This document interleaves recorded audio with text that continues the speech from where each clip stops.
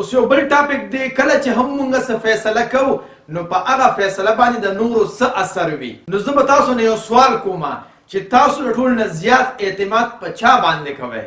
آیا په هغه چا باندې څوک چې تاسو پیژنئ یا کو په هغه چا باندې څوک چې تاسو بالکل نه پیژنئ؟ لازمي خبره ده چې تاسو په هغه چا باندې اعتماد کوئ چې څوک تاسو پیژنئ. دویم سوال څه داسې رنګ دی چې تاسو په کوم څیز باندې اعتماد کوئ؟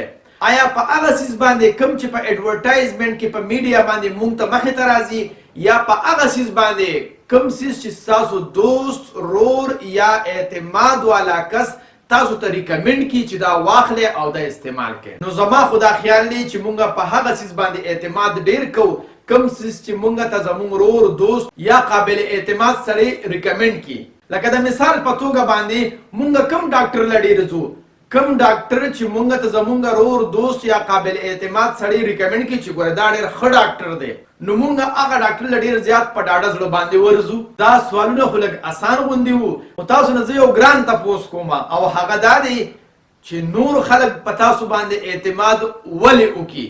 لږ سوچ پکار دی. څنګه چې په دغه دوو سوالونو کې مونږ ته دا پته ولګېده چې مونږ په هغه کس باندې یا په هغه څیز باندې اعتماد ډېر کوو کوم چې زمونږ یار، دوست یا قابل اعتماد سړی مونږ ته ریکمنډ کړي، نو په مونږ باندې به هم هغه خلک اعتماد ډیر کړي چې مونږ څوک چاته ریکمنډ کړي. د دوی مقصد او ویژن بالکل واضح دی او چې دوی څه وایي نو هماغه کوي او په هغې باندې سل په سله عمل کوي. نو په اسانو ټکو کې د دې مطلب دا شو چې مونږ د یو بل په تجربو باندې اعتماد کوو، یعنی چې د چا تجربه مونږ سره ښه شوې وي نو هغه به مونږ ریکمنډ کوي او د هغه په اعتماد د وجې نه به مونږ ته زیات خلک راځي او مونږ سره به تعلق جوړوي او د هغه د اعتماد د وجې نه به زیات خلک په مونږ باندې اعتماد کوي او زمونږ پراډکټس او زمونږ سروسز به خرڅېږي او ډېر مقبول به وي.